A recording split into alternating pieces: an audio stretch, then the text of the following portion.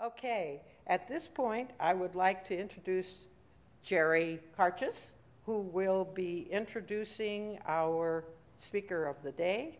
Jerry, would you come forth and give us your words of wisdom?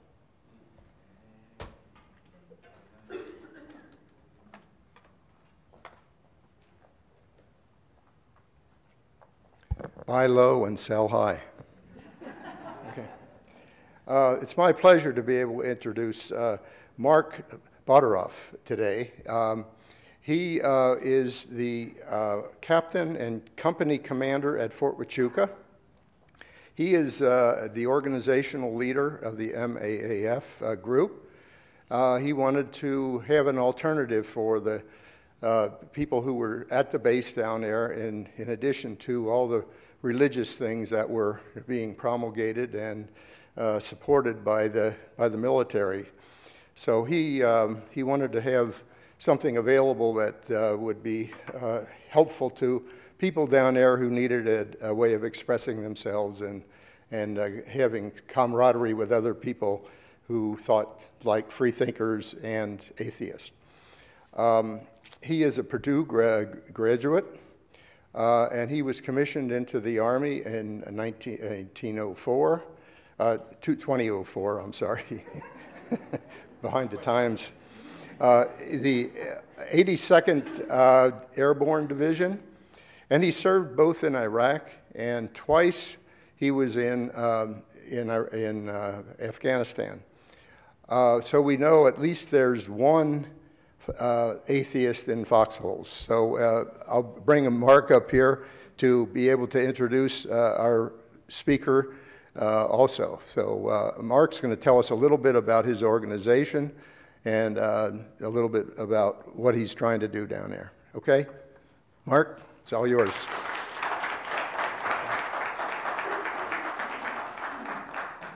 Just in case I suffer the same treatment as Senator Rubio, I'll put this as far away as possible. So as Jerry said, we're a pretty nascent group. We just started in November. We recognize the need for individuals that think like us, for atheists, for non-believers, for non-theists, for freethinkers, for humanists, Pastafarians, wherever you want to go with it. The chaplain corps is pretty prevalent in the Army, but there's nothing really supporting those of us that aren't religious. So in November, we started the group. We are all of 7 strong now, and all of us are here today. So you might recognize us amongst your group. But we're just one small group in an Army-wide, what's becoming an Army-wide and really military-wide, DoD-wide system, which Jason Torpy is going to talk to you about. So we are the Fort Huachuca branch of the Military Association of Atheists and Freethinkers, and which is MAAF for short. And we call ourselves at Fort Huachuca the MAAF Huachuca Humanists, and we're eventually going to affiliate with the American Humanists Association as well. So I was going to be extremely brief, but over the past couple of weeks, things have kind of moved very quickly for us. And basically, it boils down to the fact that we're trying to get support from chaplains and military leaders, and we're entering dialogue. We've established some dialogue with them, and we're working through that. But we do have a positive step. We're moving to become a recognized private organization on the installation, and that's going to allow us to use some of the facilities and use some advertising and start to allow other people in the military at Fort Huachuca and their family members know that we're there. And that's a huge part of it, is just knowing that you're not alone. And that kind of leads me to the purpose of our group when we get to establishing, which we will have to do, a constitution of some sort to become a private organization.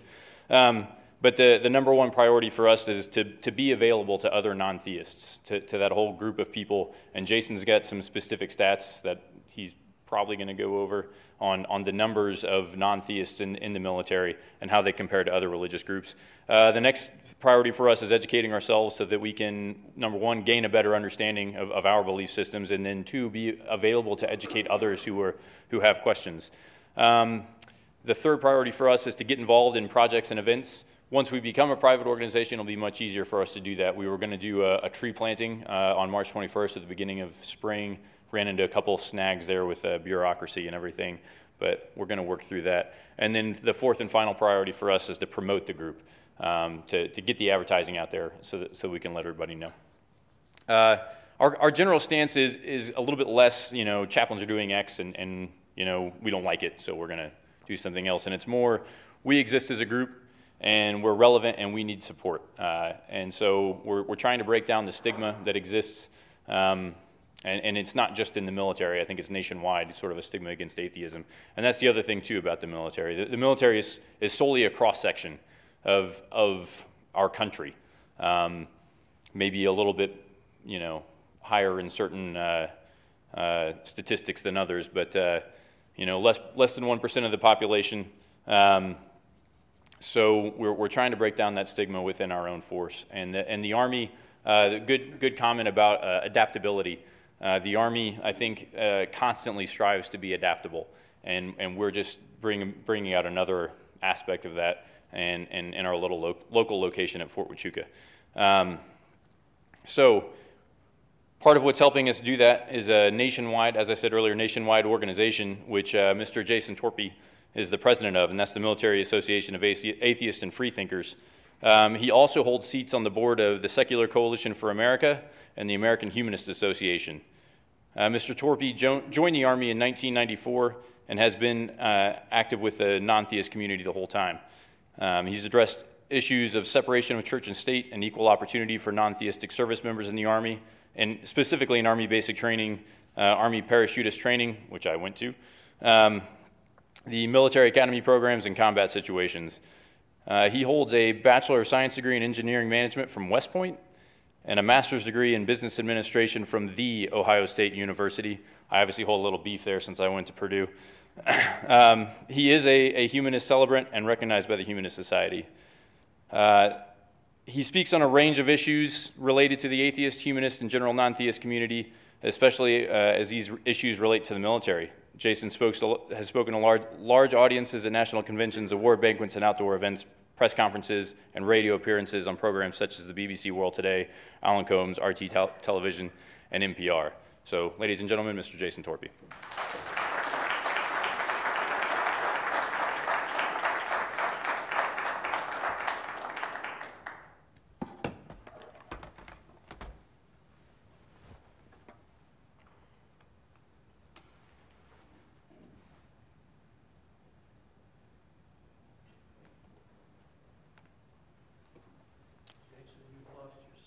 Oh, hold on.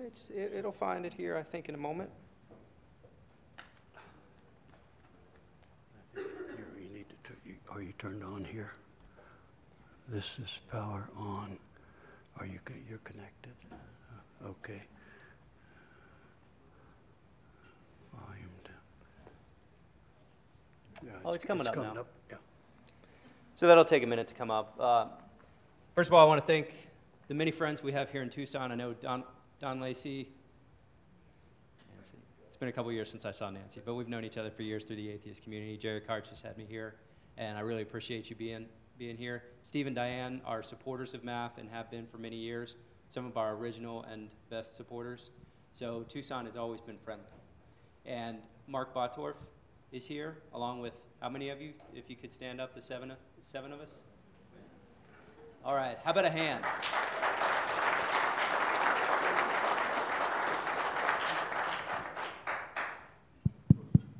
Yeah. So that applause that you just gave them, you're going to learn a little bit more about what it really means for them to stand up in the military that they're in and to fight for change and fight for reform. And hopefully, in the end, just to hang out and have a good time on post and feel like they're equal parts of the team and feel like that their command has their interests at heart. Can we hit these lights? So I think that way you should be able to see that a little bit better. So I think it's really important that you really understand that. And MAAF Huachuca Humanists, as an organization, I hope you heard all the effort that he's gone through. Bylaws, organizations, affiliations, thinking about their associations, having leadership, getting 501c3 status, doing all these applications. If he was Mormon or Jewish or even Wiccan, he could just walk into the chaplain and say, hey, I'd like to have a meeting once a week or so. And they'd say, sure. Not only that, but here's some books and here's some materials and maybe we'll have a retreat for you and here's the local groups you're involved with. Why not us? What we get is pushback and opposition from the chaplains. And I say that not because I have a general concern about chaplains, but you're going to learn here, this has been years. After years of effort, dedicated full-time for me and from other local organizations at Fort Bragg and Fort Meade, Eglin Air Force Base, military, the Marine Post in San Diego and Hawaii, all of the outreach that we've done for the last several years has been met with such opposition that now we are in the position now where Mark and the other groups there, they go and they ask and they say, hey, chaplain, will you support us? And now what we need to do is we expect the no that we got. We expect we're not even going to meet with you, even to discuss it. I tried to get in there. They asked for me to sit down and advocate for their needs. Nope, not no way, not no how. So now MAAF as an organization, as a national organization, is going to help these local groups to go through all of this extra effort to organize themselves and to work around the chaplaincy so that they can better highlight the discrimination that exists and all of the funding and resources and access and influence that the chaplains have that they are holding exclusively to themselves and to the beliefs that they feel like are okay, this religious test that they're applying. So I just wanted to say that to highlight really what they're going for and what you heard when Mark was talking. Heard about the support that he doesn't have and all the effort he has to go through just to be himself and just to connect with others. So I hope the theme of this talk is what you all here in Tucson can do to help those military personnel in their service. So now to the regular portion of the talk. As you see here, you've got my name and my introduction. This is me at the Air Force Academy. United States Air Force Academy. Was invited in when I didn't bend over and do everything that they wanted and actually advocated for our interests. Now, fast forward 2 years from when this was taken, they've thrown out the Freethinkers and refused any support to us. So this was back in the good old days, and this is what we're trying to get back to. Hopefully we can do that with your help. Take a look at this picture. I don't want you to read it. We're just going to sit for just a moment and feel this picture.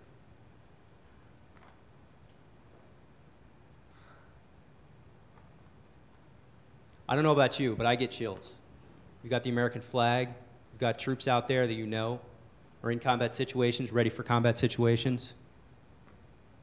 This is the kind of image that people in America, from politicians to companies, commercial entities, local group leaders, individuals, parents, use to inspire feeling, inspire passion, connection, association, especially for citizenship and patriotism. Using these military images and these patriotic images is something that creates such feeling that it drives people to action, all right? And the actions that they're driven to and the goodwill that they're associated with is something that we deserve as well. I'm a combat veteran. Mark is a combat veteran. We served, and we continue to serve, and there are lots of other people like us. All right, so when you look at this and you think to yourself, okay, what is also associated with this? You know good and well that they throw crosses on this, and Jewish symbols, not so much, but crosses, and other crosses, and more crosses. So when we think about, is it still trouble? Okay, I'll try to keep it as close as I can. Thank you. So the religious association that they have with these kinds of images is something that excludes us. And when we think about supporting the military and the military personnel that are out there, atheists and humanists in the military, atheists and foxholes, we need to remember that we deserve that positive aspect as well. Our people that serve do not deserve to be excluded from these feelings of goodwill that you have when you see an image like this. But this is what we get, these kinds of billboards that specifically attack our beliefs. They're sitting there right beside the ones that say, hey, you're going to hell if you don't believe like we do. You're going to be burned forever. And that's fine. It's a commercial enterprise. No big deal. All right, this is a commercial enterprise. Reverend Briggs, the good Christian that he is entitled to his beliefs if he likes. But this is a common thread, a common theme, not exclusive to West Virginia. all around the nation, people are associating Christianity and citizenship, Christianity and service to the nation, Christianity and sacrifice for the nation. And we need to remind them, and it does us a lot of good to remind them that we serve as well. We believe in our values. We're conscientious about what we do. We put our lives on the line for what we do. And everybody here should understand that we don't put our life on the line so that we can speed our way to an afterlife. We put just the one life that we have, knowing full well that this is all we get.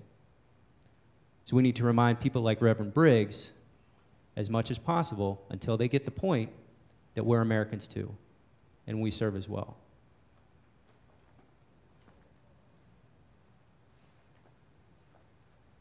All of these people here, and these are pictures. Don, were you in this picture up on the top left? Atheists in Foxholes March in 2005. Those are all veterans from all different eras. It's not just local area. I would be willing to bet here. I know we have a Vietnam vet in the room. We have modern war veterans in the room. Any World War II? 2 World War II vets in the room. Korean War? Korean War vet? Just in this room, just here today, World War II, Korean War, Vietnam, Iraq and Afghanistan. In this room here today, just in this small area. And people are trying to deny that all these people in this room and all these people in these combat situations on ships don't even exist. Not only do we not deserve equal support or recognition for what we've done, we don't even exist, all right? And yet should make you angry, and it should inspire you to action, to support these people at Fort Huachuca, Davis Mountain, Luke Air Force Base, all around the world. Yet this is what we get. National policy. This is an old slide, but I want you to take a minute and read it. Because this, "Here I am, Lord, send me," this verse was put on strategic intelligence briefings by Donald Rumsfeld that sent us to war. There are real implications when patriotism and service to the nation are associated with Christianity. Real implications that I had to endure and that the Iraqi people had to endure. As you read this, associate this with the kind of devastation that happened in Iraq. And I'm not a conspiracy theorist, and I'm sure lots of people had reasons to go. I went to Iraq, and I certainly didn't go for any reason listed here. But these were on strategic intelligence briefings to say, until the cities lie ruined and without inhabitant, that kind of ideology can't be driving our national policy.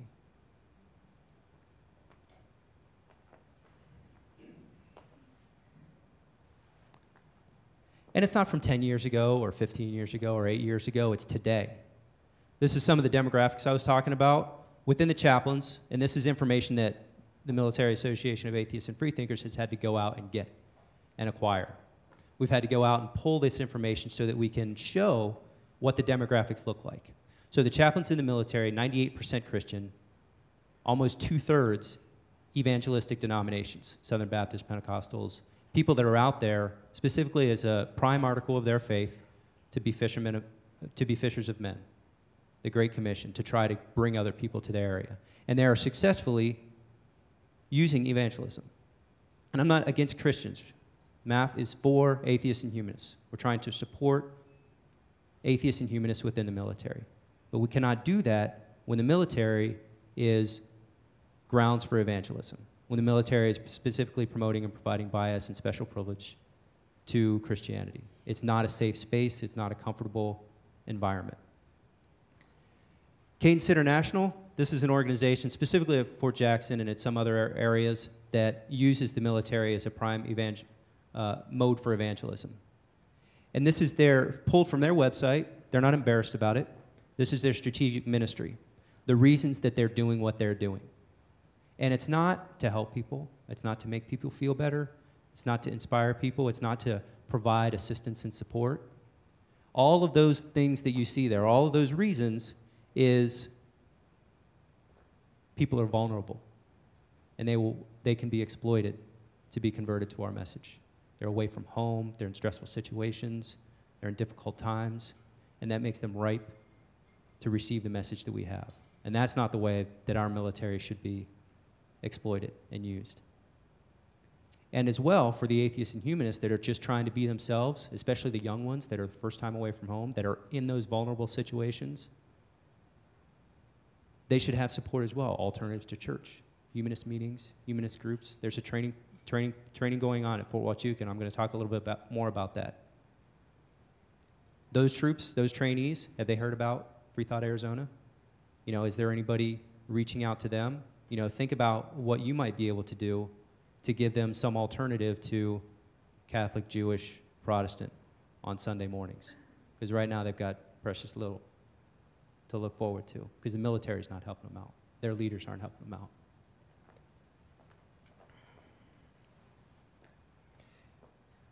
They're not anonymous either. On their official records, first day or two in the military, they're asked, what's your religion? And you know the couple of slides that I showed. They know what the right answer is. The right answer is Christian. And maybe Jewish, you know. Jews, they're treated pretty well, relatively speaking. And it's okay if you're Wiccan or Buddhist or Hindu. They understand that kind of thing, God belief. If we could rise up to the acceptance and support and understanding that Wiccans have within the military, I would barely have anything to complain about. And that's the truth. No hyperbole at all. But what they have is atheist as an option on their dog tags.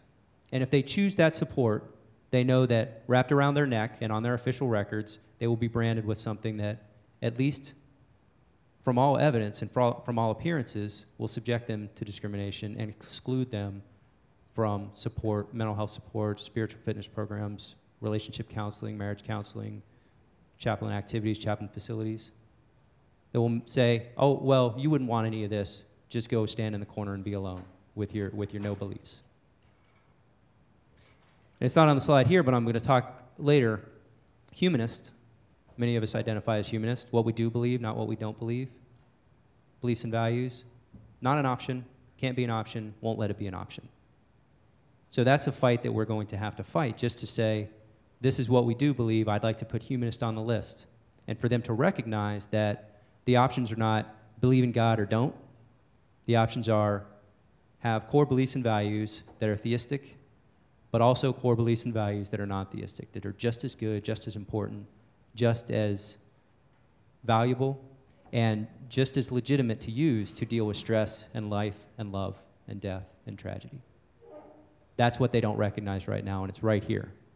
But at least to start, what we have is a situation where people are exposing themselves in an oppressive environment, and they need that support.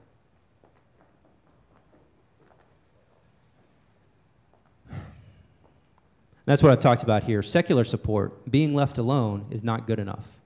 When you have the kind of training schedules, deaths of friends, fear of death, dealing with national policy that's sometimes very, very difficult, very concerning, we need support not just to be protected from religion, but also to benefit from those millions of dollars of support related to values and beliefs and communities.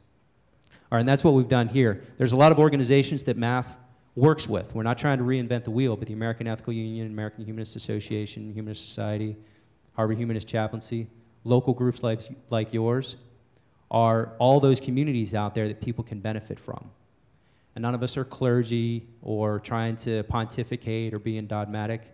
But a young kid who's 18 or 19 that's in the military trying to deal with these issues can benefit from years of experience, can benefit from friendly faces, people that think like they do.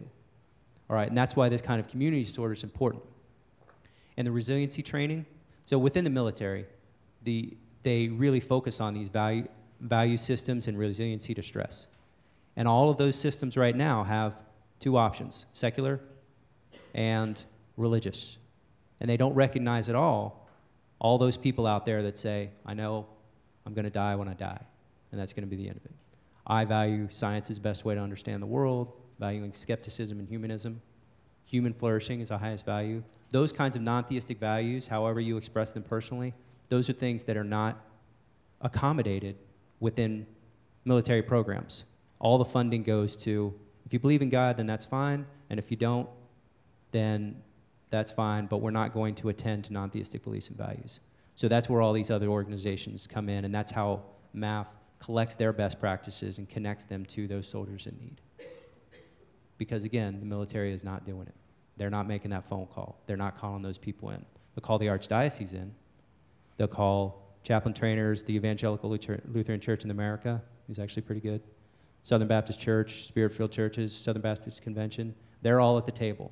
The Wiccans are at the table, the Jews are at the table, and we're not at the table, and we need to be. Because otherwise, there's no reason to think that they're going to get it right.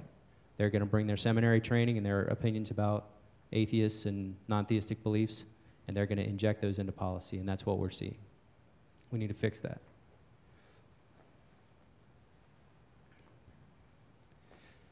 And this is what MAAF does. So there's a couple of programs here. I won't go into it in much detail, but bringing local members is very important. Reforming the chaplaincy as an institution that's specifically related to values and beliefs.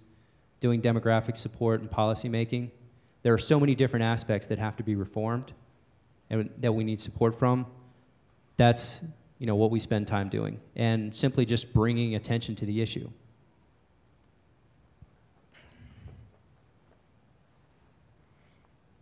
I want to talk about a few of the stories that we have here. Dustin Chalker on the top left, he did, and Jeremy Hall on the bottom there. They were plaintiffs with the Military Religious Freedom Foundation. They stood up for their rights. And has anybody heard of the Military Religious Freedom Foundation? They're often confused with MAAF, right? So they do good work as a legal and media shop to fight against evangelism in the military. They're kind of against overreaches of Christianity. When we build community, we're for atheists and humanists in the military. So our community, Jeremy and Dustin, stood up to be plaintiffs and then acted through the legal activities for MAAF. And then we have other activities that we do. But there are examples. Blake Page, have you heard of Blake Page? More recently, he left West Point for a number of reasons. But as he left, he stood up to kind of expose a lot of the discrimination that goes on there. Even when I was at West Point, I asked to be a Freethinker rep because each company had a Catholic rep and a Protestant rep, special privileges, special positions for the cadets there. And I said, well, I'd like to be a Freethinker rep. That sounds fair. And they just said no. Just blew me off. I didn't have anybody to call. It was 1997. Nobody to call, didn't know about anybody. They didn't point me at any assistance whatsoever. Same guys there. Father Wood, Catholic guy, civilian.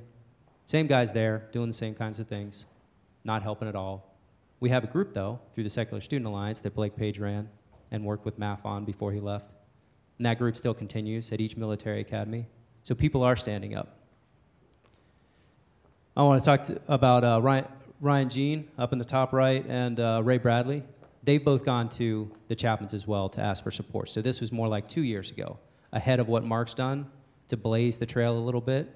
The very firm no and the specific why don't you go away response that he got was developed after some of these original responses, Ryan and Ray and actually Justin Griffith down in the corner.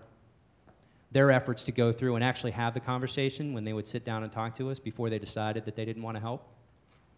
Those trails have been blazed, and now we know what to expect, know how to ask, we know what to expect in a response, and we can very quickly kind of move around and expose the policies that are in place. But we need more people like these. There are a lot now running different local organizations, more people to stand up, and unfortunately, they can't be friends. They can't just sit there and ask nicely anymore. And your organization, as you start to see more activity, especially at Fort Huachuca, as you start to stand up and see this activity and people standing up, they're going to need a lot of support because they're in the hierarchy of the military.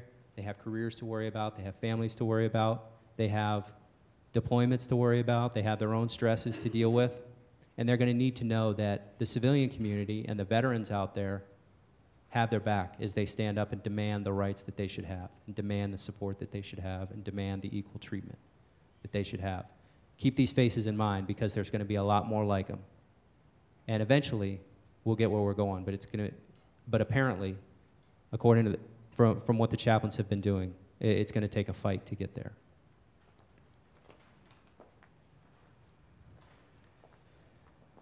And those faces that stood up, they're not alone. So this is some of the demographics that I've had to pull again as well, because you can't call up the chaplains and ask them what religious demographics are, because they'll say, well, they're basically all Christian, because that makes them feel better. But the reality is, after Christian, so atheist is the largest specific selection other than Christian. So it's higher than Jewish, Buddhist, Hindu, Muslim. All those other groups that get special support, special training programs, materials, there are more atheists than any of them. And I'm not talking about agnostic or no religious preference or humanist. I mean self-identified atheist on their official records. No religious preference is the largest single selection. That's the default value, so they might be Christian or Jewish or whatever. But they're certainly not concerned about it enough to just put Christian. So they're nominally secular in that no religious preference, and that's the largest category.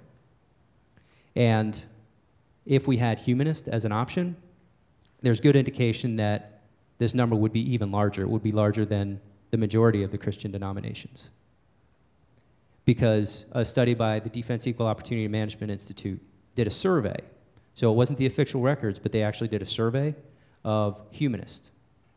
And when they did that, it was 3.7%, which is almost more than 7 times as much as just these simple atheist references on the dog tags. So there's good reason to think that there's a lot of humanists out there and a lot of people that want to identify as humanists if they had the option.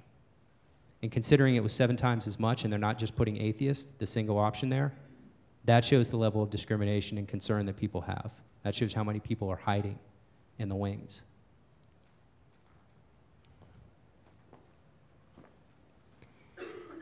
So I talked about military groups and communities. This is what I specifically hope you can keep in mind. We've got Fort Huachuca here. I don't have a good group at Luke Air Force Base or Davis-Monthan, but hopefully you all can help out with that. As you reach out, as you start to help out at Fort Huachuca, as people in the local area start to see that, hopefully we'll have better connections at Luke and Davis-Monthan, and people in Phoenix as well can fill in with different events and start to build a community there as well, because those are untapped, they're large military communities. And remember how good patriotism makes you feel? The more we support troops, the more that positive feeling is associated with atheists and humanists, and we can start to chip away at that undeserved negative perception that people have about our beliefs. And just to note, we've got a lot of visits. I should be going to the UK this year as well. This is international. We've got people in Japan, Djibouti, Kyrgyzstan, wherever the United States military is, we have members. Now, unfortunately, even with thousands of members, there are 1,000 military installations, so the communities are always small at this point. So that's why they need support from the larger civilian community and veterans. All right, this is the challenge for you at Tucson. This slide and the next slide. For military personnel, change your records to atheist. If you want to, if you can, if you're in a position to do so.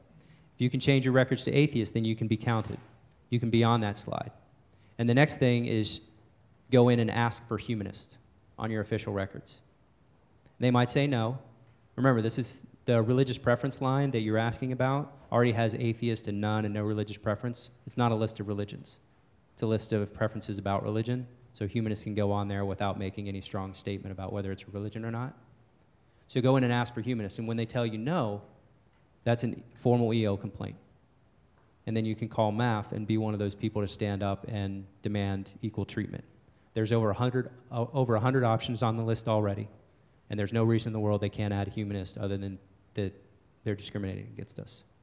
By adding that, that will be one step towards official recognition and equal treatment for humanists, just having our names on the list. They can have Swedenborgian, then they can have humanist. And that's one of the names on the list. And for the civilian groups, for your groups, regular alternatives to church on Sunday at Fort Huachuca. I'd be interested in hearing more about that. But those trainees show up, they're locked down, they have a lot of restrictions, they're often young kids, they're definitely targeted by Christian ministries, They have Bibles to work with. They have carved out time Sunday mornings to do church time. And there's no reason in the world that they shouldn't have a humanist alternative as well. And Mark would be the expert on this, but there are lots of opportunities for them to go off post to the extent that that support is not available on post, especially for the kind of training that goes on at Fort Huachuca. So having a van to bring them over is one way, and they can come to these, and then you can bring them back. That's one thing to keep in mind. But if you can have alternatives to church here, that is a huge leap forward. We've done it at all the military academies, and we're trying to push it out to the other training installations. And the second thing is 2 large military events this year. That's, again, a challenge to you. You've got Memorial Day, you've got coming home ceremonies, graduation ceremonies at the base. Find some excuse to recognize those troops. It shouldn't be hard, especially not with all of the veterans that we have here. That's a large installation. There's a lot of events going on, and it's a good way to flesh out your schedule and to bring in some positive attention, positive media attention to your group and what you're doing.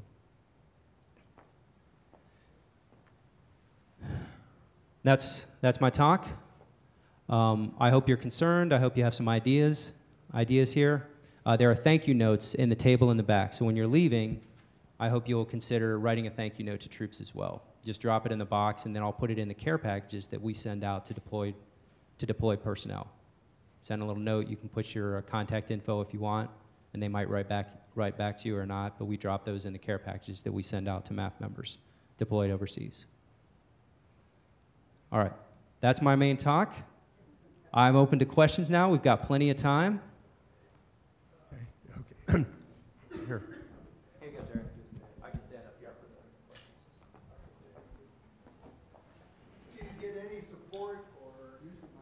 Do you get any support or criticism or response or commentary from the veterans groups like the American Legion or the Veterans of Foreign Wars?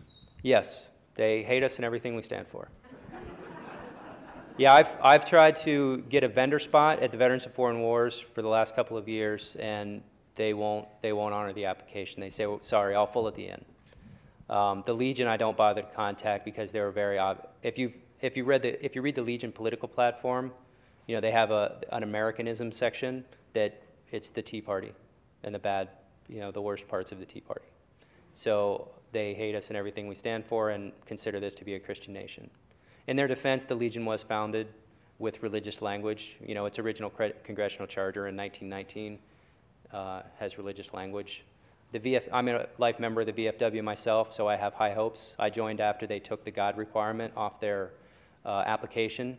So they're not too bad, but they're a long way from being accepting of us. You can also find, we have a Stolen Valor section on the MAAF website for some of the advocacy we do. It is common practice to put up a cross, call it a war memorial, and then get all angry when people say you can't just put a cross on federal land. So, and this is on federal land, it's happened around the country. We have, a tracking of this.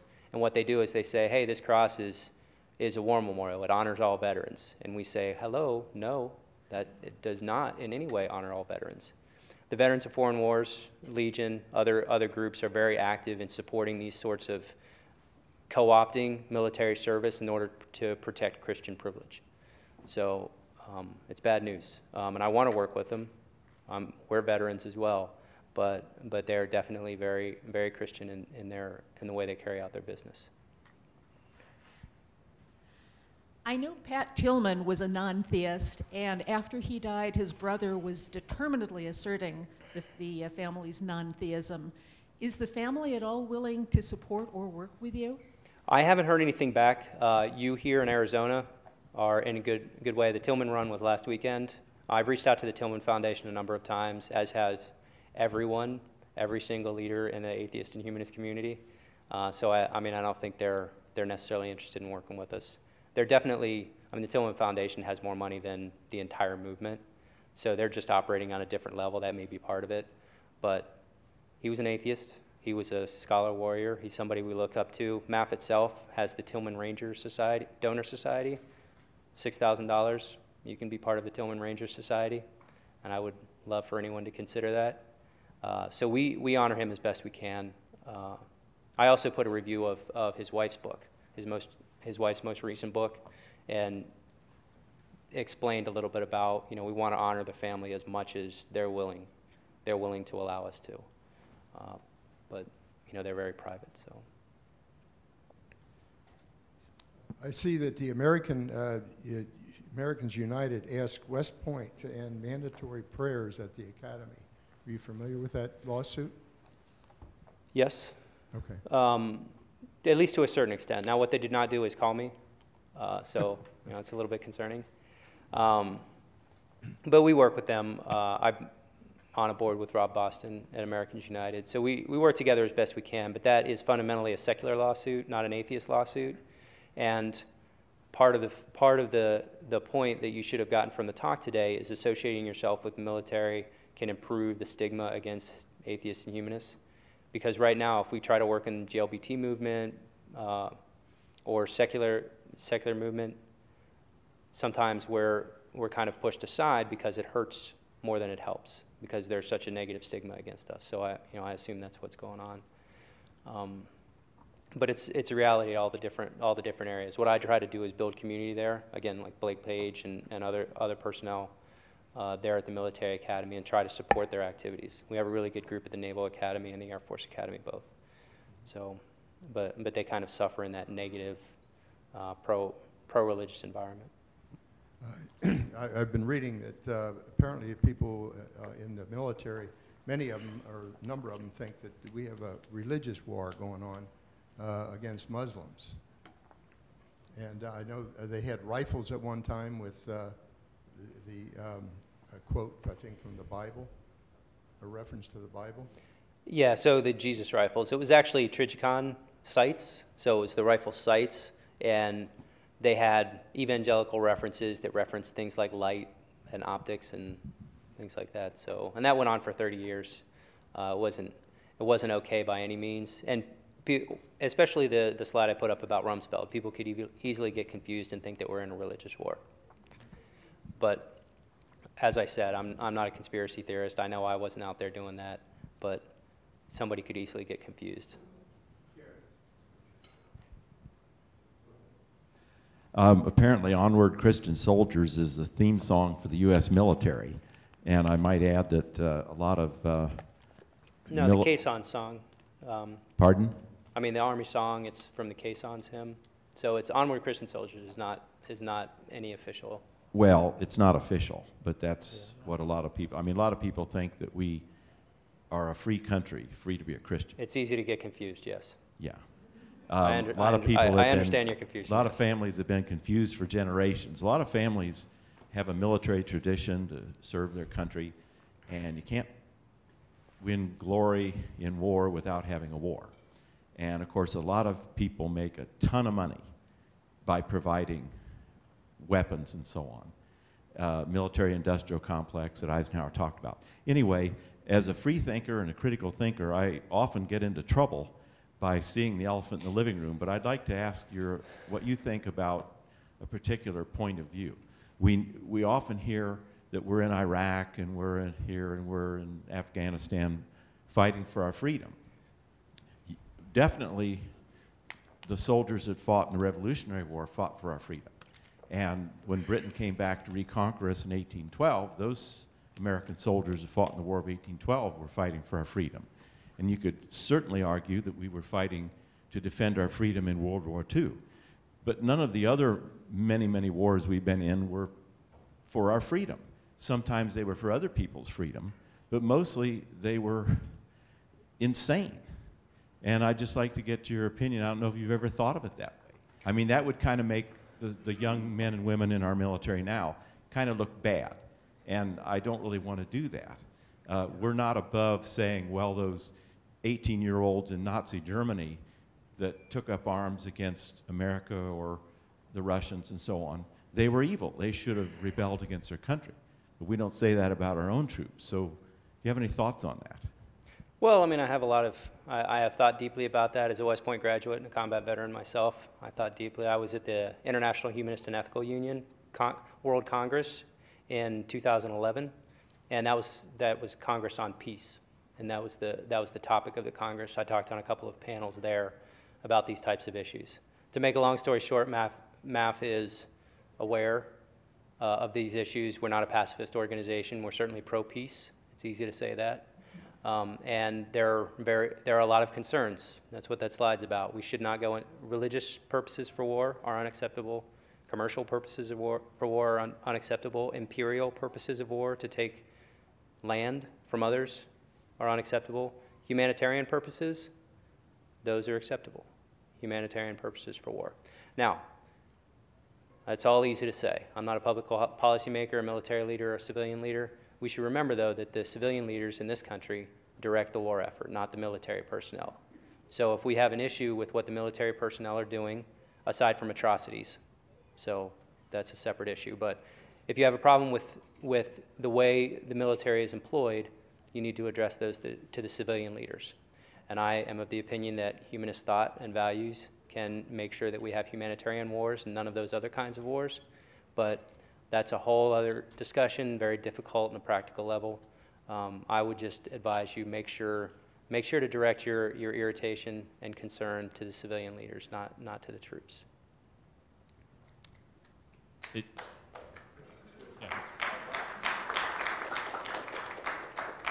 I would just like to tag on to the end of that as well. You know, as another member of the military, I think any of us in here that have been to combat would very much like to see us not be in combat. More so than maybe, you know, people that don't go to combat.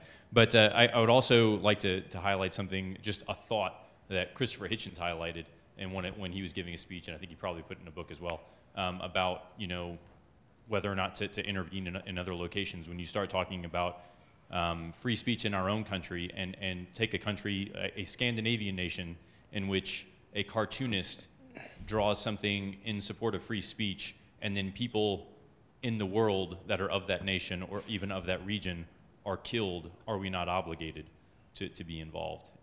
Maybe not, you know, necessarily on a foreign policy objective, but it does affect us, even if it's in a far reach of the world. So I'd throw that in there as well. There was one other thing I had too, but I've kind of, and specifically, you know, Fort Huachuca is the United States Army Intelligence Center of Excellence. I don't know why they have to throw the of excellence on there. But as an intelligence officer, I would like to think that if I'm doing my job well, if I do it right, then there's less killing involved. There's less need for violence.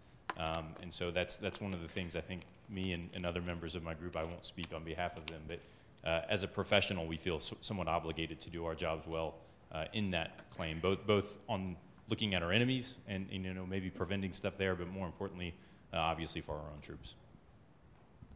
Thank you.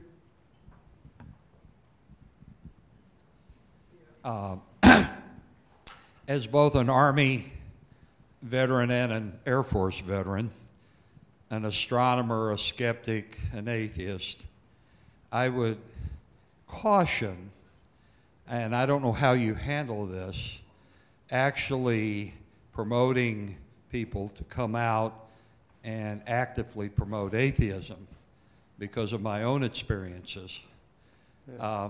I got the Air Force to change religious preference. When I first entered the Air Force, you could not put atheist on religious preference. You could put non-religious. And I actually got that changed.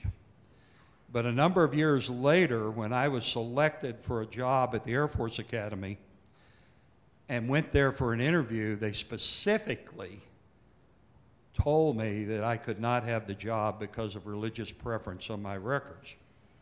And this happened a number of times in my career. And it comes up, particularly for officers, when you start getting to higher ranks, this becomes a very sensitive issue.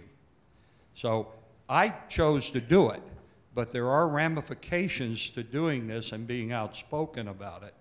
And I had people who would not fly with me because I was an atheist in combat. So I'm just telling you that it does have ramifications It's wonderful to say, come out and say you're an atheist, but you should realize what can happen when you do. Yeah, I think everybody's very aware of that, especially considering the intro to the program was how religious the military is.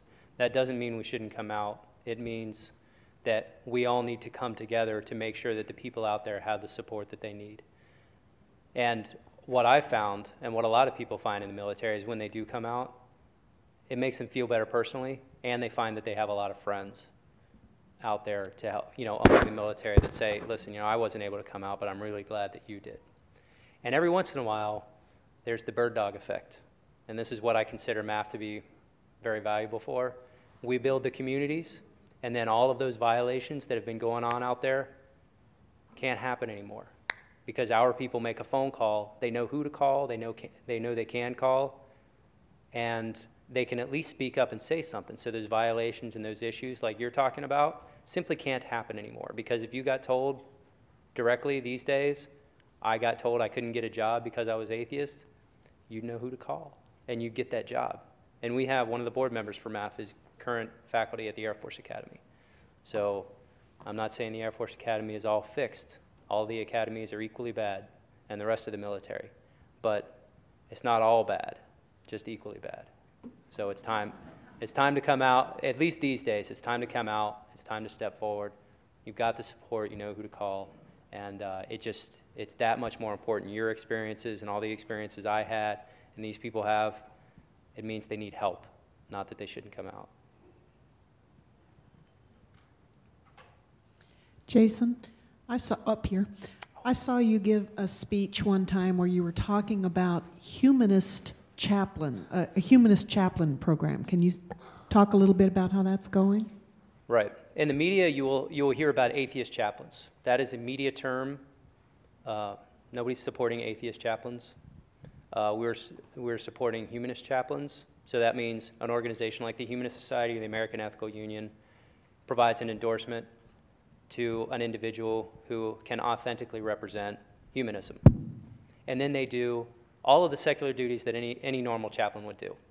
So if I were, for example, a Jewish chaplain, basically my whole life, Jews are not going to talk to me that much. I'm going to meet Christians and Muslims and Hindus and Christians and different Christians and lots of Christians. Or people who never even bring up religion, whatever their beliefs may be. So the duties of a chaplain are a wide range of secular duties, and humanists can do those just as well. And then of the 100% requirement for the job, each chaplain has an extra 5% or 10% or 0.5% of the population. They can provide specific support on a common belief platform, from a common belief perspective. Humanists can do that too. Now, having 1 or 2 or 10 humanist chaplains in the military is not going to change the military.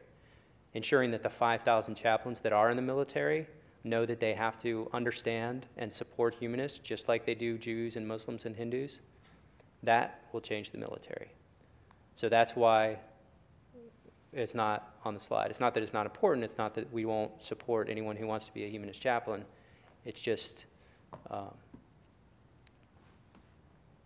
we need to come out first, and then we need to fix the chaplains, and then if we have humanist chaplains, that'll be nice. Yes.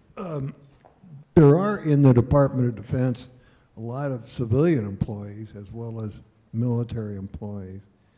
And the question is what you're describing just military-wide, or does it extend through the whole Department of Defense, include the large body of civilian employees as well? Well, to a certain extent, it's the entire country. So, I mean, that includes the civilian employees. It's just a matter of resources and focus. The military personnel have, they have a different area, they have rank, they fall into the hierarchy, they have a different structure, a different career path. We're just better, we only have a certain amount of resources and expertise, and it's just better suited to the active duty reserves and Guard. We also work with the Veterans Administration. So after active duty reserve, Guard, and veterans, then we don't avoid the civilians. We have some civilians that help out, but it's just not really in the scope of what we can do. Hi. I'm experiencing right now a bit of cognitive dissonance. The reason is I spent 22 years in the Air Force, both as an officer and later as enlisted when Vietnam wound down. When I met with some humanists who were members of Veterans for Peace, I asked one of them, I just did my job. Am I also responsible for some of those other actions? And basically, I guess, the the answer I got to that question was, you were part of the military machine. I cogitated that for a while, and then came to, through feminism to humanism to atheism, right now is where I say I am. I'm a member of Veterans for Peace, and I have 2 Peace Partner Awards started, one here at Sunnyside High School and one in Massachusetts. My point is, I'm still feeling uncomfortable, but I want to support the troops because I think there's a military draft going on. Many of our chapters of Veterans for Peace are now doing anti-recruiting.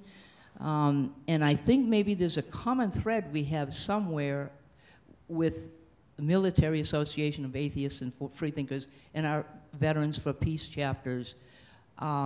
We do want peace. I think one of the things that was a hopeful note when I was active duty was that they were training some of the folks in the human relations field to be diplomats and negotiate and work that way. So I think that's a positive thing. Secondly, right now we need to concentrate on defending our country being invaded from anyone. We need to, I think we need to pull back from all the various sites, and I think maybe military is still a pawn in that system. Yeah, I mean, my Paul point Sullivan, is basically, let's all strive for peace through diplomacy or whatever else as far as we can, and then keep our country strong, and then from there, but to try to do it diplomatically. I know it's difficult, but I still think there's hope out there to emphasize peace rather than war.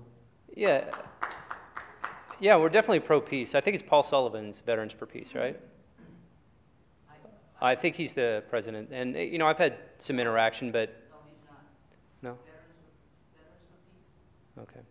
I've had, the interactions that I've had is basically Veterans for Peace is a pacifist organization. No, we're not. That's the impression I've always got. No, we're not.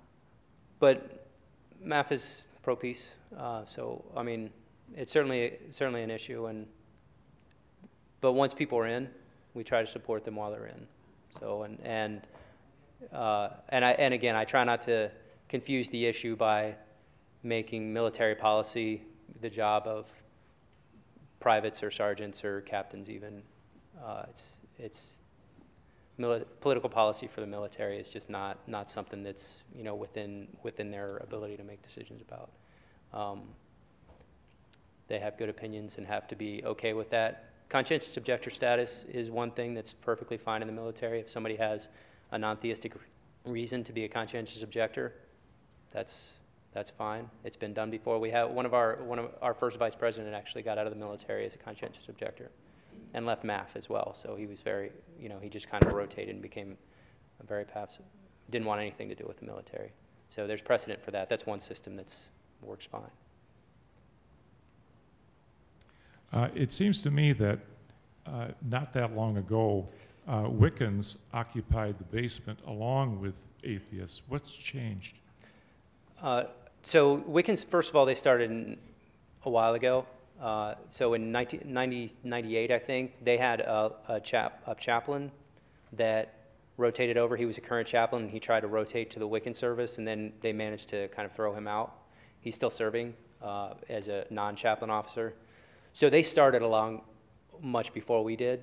Second, they have beliefs.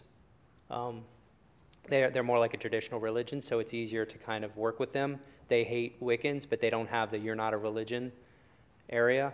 They give us, you're not a religion. I say, well, you define religion for me and I'll let you know if it fits or not. Because if they say deeply held beliefs and values, fine. If they say believe in God, then no, that's not us, right? Or blind faith, that's not us. But if, so that's kind of the next step with this policy area, is really getting them, because there's no definition of religion in the military. On the chaplain side, they just say, well, religion is the people that we'd like to work with, not the people that we don't like to work with. So even though they hate the Wiccans and are doing everything they can to stop them from having a chaplain, the Wiccans are basically working with them as best they can. And they can say, well, we're a religion, we just have beliefs, and here's what we believe, and you have to work with us. And they're getting a lot of support, and they're getting a lot of headway. But the last thing, that they still don't want to help us, because in the areas you have monotheism, and that's great, and polytheism is kind of fine, and then you have pantheism, where the universe is God or nature is God. You know, that's where the Wiccans really fall in, depending on which kind of Wiccan or pagan it is. And then the non-theists, they're trying to still exclude the non-theist area, non-theistic beliefs and practices. So they're still rotating over to us. But Wiccans have all the access that we'd like to have. Fort Huachuca is very close to Sierra Vista. Mm-hmm. I was wondering if there's any groups in Sierra Vista, any free thought or atheist groups there that might also help. And another thing, there's got to be a lot of retired personnel in the area. I don't know if they're all Christian or other religions, but if you could activate any atheists there, maybe they could help. I don't know, just a thought. Yeah, I mean, Mark's in touch with them. He's probably best to answer this. And before he starts, I would just suggest that big retired military community, that big retired military community there in Sierra Vista, you know, if you have a couple of those military events, that'll bring them out of the woodwork and improve your membership. Yeah, it's there is a free thought group in Sierra Vista, and I think you're in. It's I forget her name right now. I think you do too. But I've had email contact with her before. I think it's a rather small group. They don't meet very often. I've invited them to our meetings in the past, and we haven't quite been able to actually get together. But there is a group. We have reached out to them, and hopefully at some point here we'll get in physical contact. And then, yes, I would love to reach out to vets and retirees, and it's a massive retirement community in Sierra Vista, and there's a lot of initiatives to make it a retirement community, and I think Jim's going to retire there. But yeah, so and like Jason said, as soon as we can get some advertising and some proselytizing out there, we might be able to find a few of those vets and retirees and get them on our side. Yeah, that point he talked about, proselytism, is an interesting one. We have a big allergy to any sort of evangelism and proselytism, but for you guys here, for the movement in general, and certainly for MAAF, we're not looking for them. We're not trying to proselytize in a way to change people's beliefs, promote atheism. You know, he had mentioned promoting, identifying as atheists and promoting atheism. Like, that's not really the point. We're looking for us, all the atheists and humanists out there that are unconnected or uninspired. We're trying to get them to plug in, to understand strength in numbers, how much need there is, even if they're in a good position. A lot of people aren't.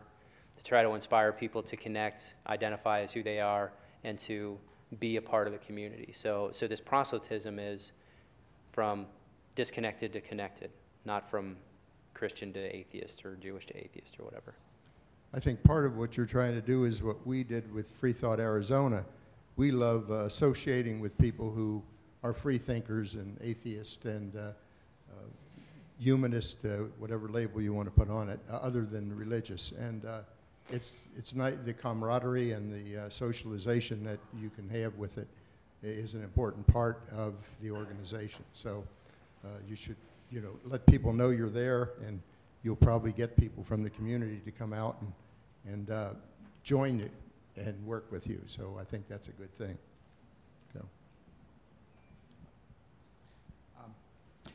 I wonder, as a general question, if the animus towards humanists in the military has to do with perhaps humanist values being in favor of critical thinking and questioning, whereas the military is based on really pretty much the opposite of blind obedience. So Couple of examples that I hope you can address, even beyond perhaps beyond the issue of civil rights for non-theists and atheists. One, the problem of rape and sexual violence in the military, which has gotten some publicity, that the military just seems to be behind the curve, where there's a lot of victim blaming and trying to ignore, sweep under the rugs a lot of claims of victims of sexual violence in the military. And on another level, the issue of whistleblowing. I mean, everyone's against sexual violence, and everyone in principle is for whistleblowers, but yet Private Bradley Manning has been sitting in the brig basically for about 3 years, and recently made statements about why he did what he did. A lot of people, I think, are just not aware, for example, of part of what he released to WikiLeaks was what came to be known in 2010 as the Collateral Murder video, where 2 Reuters reporters were killed by aerial gunners, I believe in Iraq. Reuters tried to get the videos released without any response from the U.S. government for a long time until, and the video just was not available until it was released on WikiLeaks through the effort of Bradley Manning.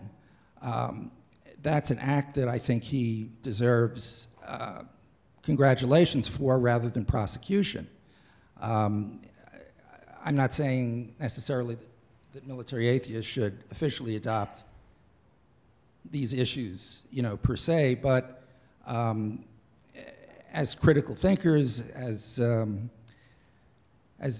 people with humanist values, I think these 2 issues are primary examples of what needs to be, considered and thought about, and like you say, brought to the attention of our civilian leaders. But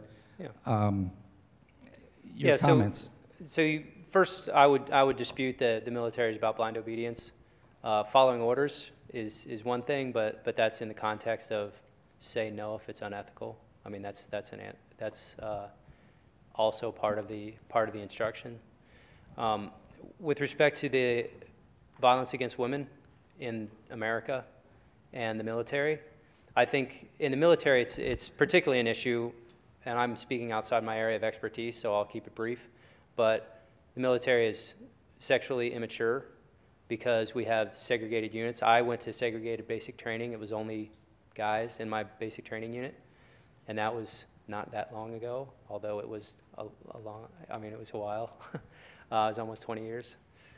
And so that's a relatively recent thing. The combat units are still essentially segregated, although they've changed the policy, and the lack of acceptance of gays and lesbians until, not quite yet. They're still working on that. That means that the opportunity to be immature and violent and objectify women, I think is just that. I think that's what creates the culture more than anything else. But that's just an opinion of mine. That's not well founded. And Bradley Manning is something I struggle with a lot. He didn't release a video of helicopters of Reuters reporters being killed. He released everything blindly. And that's the concern. That's why he's not more widely embraced. He just dumped everything, and it could have been anything. And it worked out. There's no evidence that it led to any American deaths, as far as I'm aware of, but it could have. It was irresponsible. Now, it led to a lot of good, and I think that should be taken into account. So I do struggle with it a lot, and I'm not aware. Bradley Manning is occasionally identified as humanist. I'd be interested. I'm, again, on the board of the American Humanist Association and MAAF, and I've never heard any specific reference. I've just seen it occasionally bandied about to identify, and I don't know if that's intended to be derogatory or what, but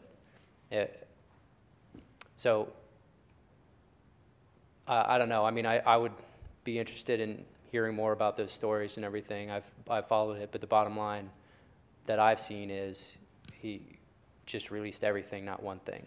So, and the good things could be taken into account, but that can't doesn't necessarily exonerate him of dumping everything. So that's the general opinion that I have about it. Hey, Jim. How you doing? It's good to meet you finally. Yeah, we've seen each other on the emails a lot. He's doing great work out there at Fort Huachuca. Okay, good. Okay, the whole public speaking thing. First of all, I wanted to apologize. I tried to get your appointments with the garrison chaplain who refused to see us. That's not your fault. And it went very much by the numbers, the way that you described it in other places, which was interesting to me. So I wanted to make a quick comment. Yeah, you got to too, have it as right far in as- front of your yeah, mouth. It was As far very as an hard for me. atheist pilot, I would a whole lot rather fly with somebody who doesn't believe in a glorious afterlife, just on the off chance that something goes wrong. Never be in a foxhole with someone braver than you. No. I wanted to go back to something that was in the slideshow. You said the largest self-identified the largest self-identified was people who said no religious preference. Was that the largest non-Christian, or was that the largest? Because this is an argument a discussion I'm going to have with the chaplain. He was very surprised when I said there were more atheists than there were Muslims or Jews. He was astounded. So what Jim just said was that the chaplain doesn't know his own religious demographics. And they don't. So I have a link that I can send him. He can look at it. And a lot of times people say, well, this is just the atheist saying things. All right, the Excel file is there. It's population data. I didn't do anything to it. It's just taken directly from. No, if I wanted to do something, atheists would be bigger. But what you see on the slide here is this is 2009 and 2012. So two sets of data points that turned out to be pretty well consistent. You see no religious preference there, 22.87% in 2009, 22.5% in 2012. And that's one selection, no religious preference. And then you see Catholic is one selection, Roman Catholic, 19.5% in 2012 and 20.21% in 2009. So what you see there, and then the other ones are consolidated. I have just atheists there, 0.5%, 0.67%. So it doesn't seem like much, but the other slide that I showed you is more. To make a long story short, though, of the individual items, there's 100 or so individual items that you can choose, or maybe it's 84. I think it's over 100 that you can choose from, 84 Christian.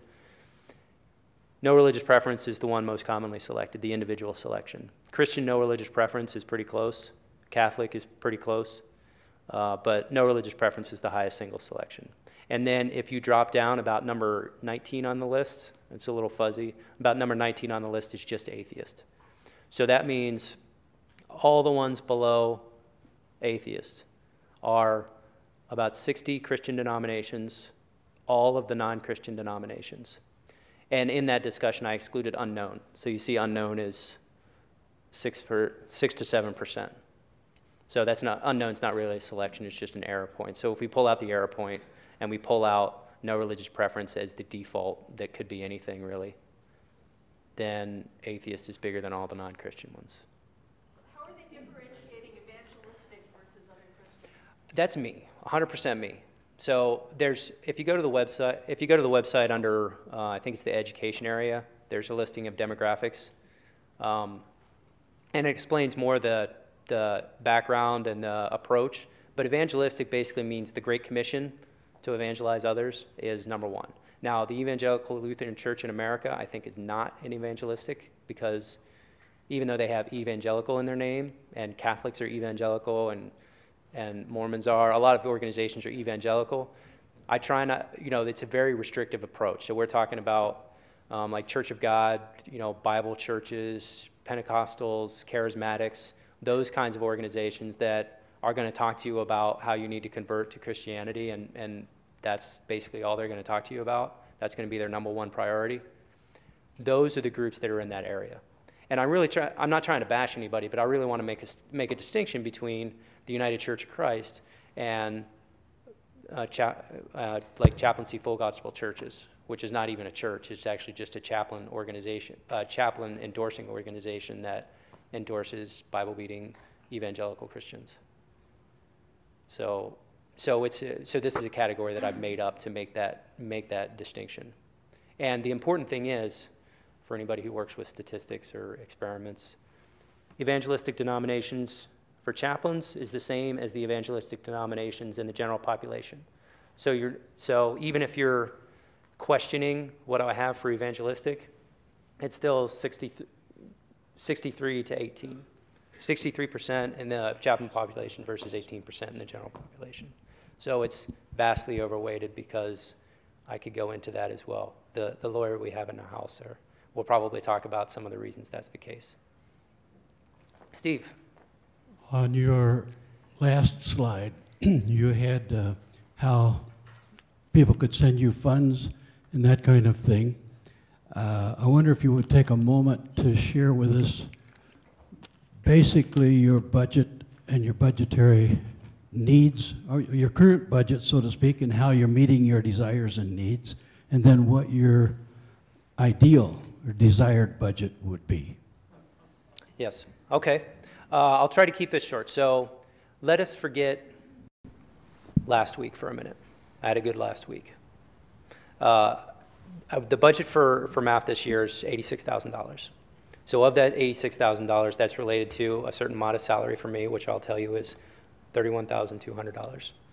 So I keep it low, and then there's taxes and whatnot associated with that. So payroll is a significant portion of a small organization, but I think I'm being more than fair. Beyond that, we have care package programs. We have local group support. MAAF Fort Huachuca is going to be receiving help with materials, brochures, advertising, and I try to work with them as much as I can for that. And we also have travel to be here to events like this, doing fundraising activities, doing advertising. We also have back office support, and it adds up pretty quickly. That $86,000 compares to $60,000 last year and about $20,000 or $30,000 the year before. And before that, there was basically no budget. I've been doing this full time since the end of 2010. So we built a budget in 2011. In 2012, we had kind of some basic operations, and then 2013 is we're really in full swing. And this is entirely donations that we have.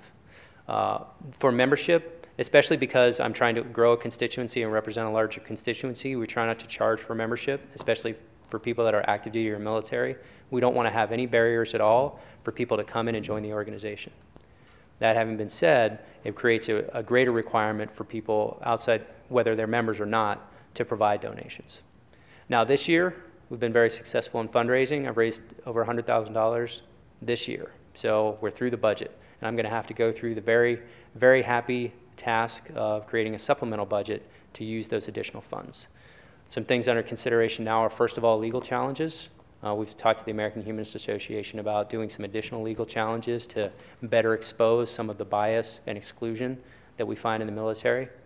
We're considering a spot at Fort Jackson in South Carolina to build an office there. There's no office right now because we haven't been able to really afford it because of the other requirements. So considering an office in Fort Jackson, South Carolina, where Cadence International is, there's a lot of basic trainees there, and the Chaplain Center and school is there. So it's a good location in addition to the local groups in Columbia. So those are some of the things that we're intending for those extra areas. This $100,000 barrier is something that was intended for to be our touch point to do professional advertising, professional outreach, professional fundraising, as opposed to the low-grade operations we were doing before. So we've very quickly moved from no full-time activities a couple of years ago to having professional, all the professional activities we have just with me as one full-time employee. When we move to $300,000 annually, then that is when we're going to get an office and flesh out a staff, a full-time staff, as opposed to the part-time office that we're considering in South Carolina. This is a longer story, but if anybody has any specific questions about the budget and what they're used for, I can answer. But to make a long story short, grassroots support is the #1 priority. Advertising, materials, swag, buttons, banners, food, and all the effort that they're having to go through because the chaplains won't help them, that's what we want to make sure to provide support to them for. Thank you. Oh, do we have, or are we out of time? Jason, have you had any threats against your life yet? Yes and no. I have only had to call the FBI once or twice, Okay. but I get threats all the time. Because Mickey Weinstein, when we had him here several years ago, and we had to have some protection for him, and he will not travel without it because he gets threats all the time. He's a little bit more bombastic than I am. He also has. It's not his fault. Let me not blame the victim here, but yeah, let me not blame the victim. You know, he's a hero for what he does, and he does put up with those threats, and he's doing it to stop the evangelical overthrow of the military. And he's not wrong. He's just a little bit strident about it. In the back. Yeah, I was wondering, are there any universalist chaplains in the military, and how do they fit in? Yeah, so. Right, so the Unitarian Universalists, wonderful people, big-hearted. I like to explain the Unitarians as overly tolerant humanists. So, and I feel bad, like we say, oh, we're so nice and we're very tolerant and open-minded and everything, but to be honest, if somebody starts talking about crystals and Reiki and how maybe, God, I kind of pray sometimes. If they start talking about that, we don't want to bash them or anything, but we're not going to, listen, and, it's not part of our discussion. So they are inclusive of us, whereas we might be exclusive of some of them. So I really kind of respect them for that. Now, if you rotate to the military context, there's about 10 UU chaplains in the military, and they have such, and they help us out, so a little bit, but I don't have any formal conversations with any of them, though I have reached out to all of them. So they have not really gone out of their way to help us. They also wear crosses. So they don't wear their chalice, and that's partly because when they started in the military, they were actually Christian, and they have since rotated. It's also because up until 1991, I think, there was only, Christian and Jewish were the only options.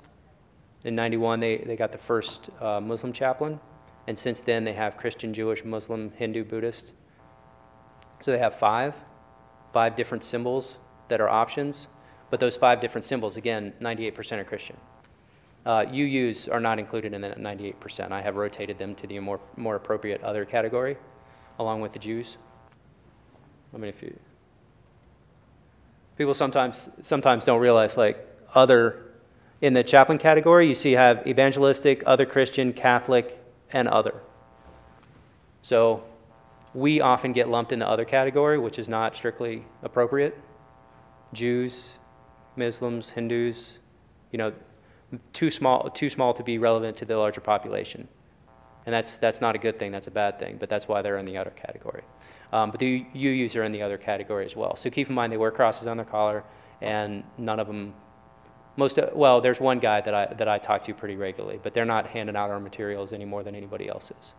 And I think that's concerning. If there are any UUs, you might want to ask him about that. Yes?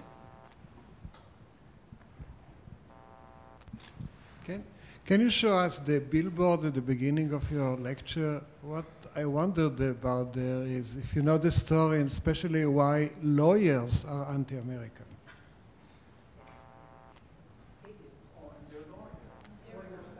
Lawyers for atheists. No, I understand, but what was the case? What was the issue that this reverend is so negative? I think that was the World Trade Center cross. I could be wrong. But there are a lot of issues that come up. I mean, a lot of times we get hassled because they do the crosses. I talked about they'll put up a cross on federal land and they'll just call it a war memorial, and then that it's okay. Why do you hate the veterans? So a lot of times they're mad when I say, well, it turns out that some veterans are not Christian, like Jews and atheists and Buddhists, and are not honored by the cross. And I appreciate your story of sacrifice, but I mean, sometimes I get, I really go overboard on a Friday, and it takes me a couple of days to get up. But that's not a sacrifice, really. I mean, Last I heard, he's not dead. So this story of sacrifice really falls on deaf ears if it's not Christian. Okay, let's give Jason a big hand. Okay.